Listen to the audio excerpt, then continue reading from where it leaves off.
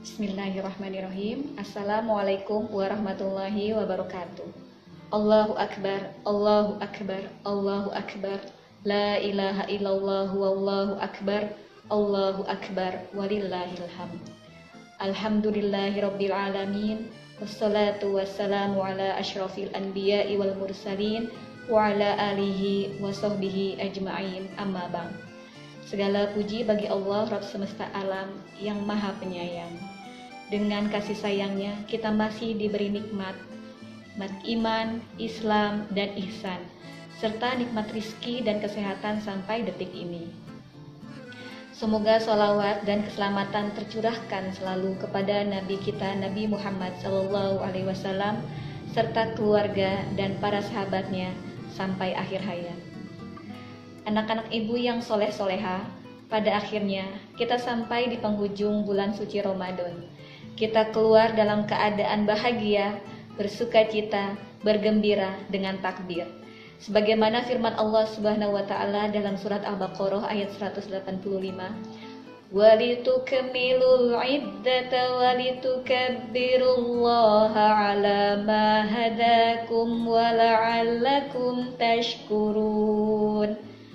Kamu bertakbir, kalian menyempurnakan hitungannya, membesarkan, mengagungkan Allah Subhanahu wa taala agar kalian dapat bersyukur atas segala nikmat Allah Subhanahu wa taala.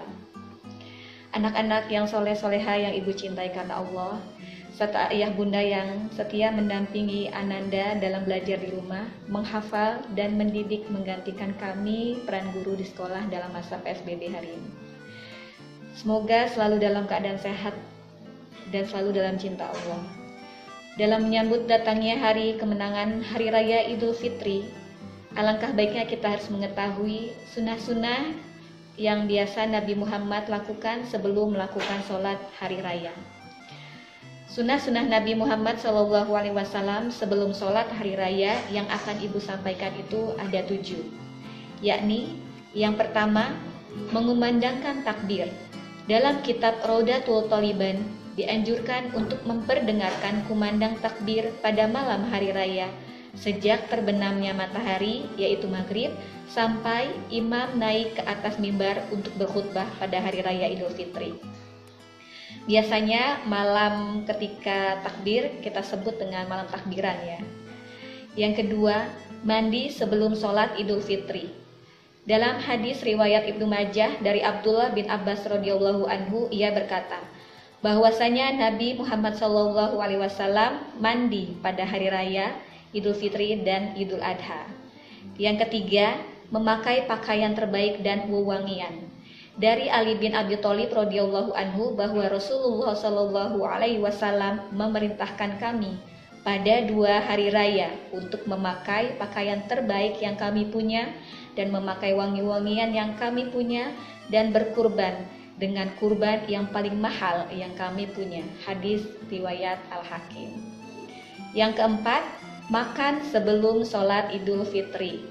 Rasulullah SAW bersabda, janganlah keluar pada hari raya Idul Fitri sampai dia makan dahulu, dan jangan makan ketika hari raya Idul Adha sampai dia sholat Idul Adha dahulu. Hadis riwayat Tirmizi, Ibnu Majah, Ibnu Hibban, dan Ahmad. Nabi Muhammad SAW selalu makan sebelum melaksanakan sholat Idul Fitri, walaupun hanya sedikit, yaitu hadis yang mengatakan bahwa pada saat Idul Fitri, Rasulullah SAW tidaklah berangkat untuk sholat sebelum makan beberapa kurma. Muraja bin Roja berkata pada Ubaidillah, katanya, berkata kepadaku Nabi Muhammad SAW, beliau memakan kurma berjumlah ganjil. Hadis riwayat Bukhari. Yang kelima, melaksanakan sholat Idul Fitri di lapangan. Nabi menganjurkan sholat Idul Fitri di tanah lapang karena saat itu jumlah kaum muslimin yang ingin ikut sholat Id sangat banyak, sehingga hanya tanah lapang saja yang dapat menampung jamaah. Kemudian yang keenam, mengajak semua keluarga ke tempat sholat Idul Fitri. Dalam hadis riwayat Ibnu Majah dari Al-Baihaqi, Nabi bersabda bahwasanya Rasulullah SAW menyuruh istri-istrinya dan anak-anaknya untuk keluar pada 2 hari raya. Yang terakhir ketujuh, jalan kaki menuju tempat sholat Idul Fitri.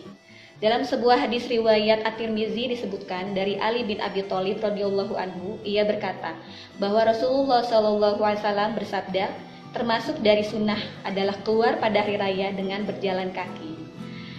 Anak-anak yang Allah cintai, untuk kondisi Ramadan tahun ini berbeda dengan Ramadan tahun-tahun yang lalu ya. Karena saat ini negeri kita, bahkan dunia sedang dilanda wabah virus yang memaksa kita untuk tidak melakukan aktivitas yang berkerumun. Maka untuk poin yang kelima, 6, dan 7, untuk kali ini dan pertama kali kita tidak bisa melaksanakannya.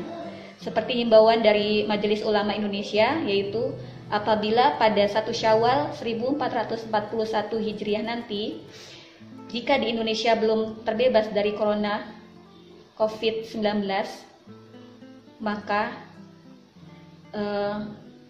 belum dinyatakan aman oleh pemerintah, maka sholat Idul Fitri dilakukan di rumah masing-masing. Himbauan ini dikeluarkan guna memutus rantai penyebaran virus corona agar mencegah tidak terjadi situasi yang lebih buruk lagi. Baik, untuk doa Idul Fitri sesuai sunnah adalah taqabbalallahu minna wa minkum. Coba ulangi. Taqabbalallahu minna wa minkum.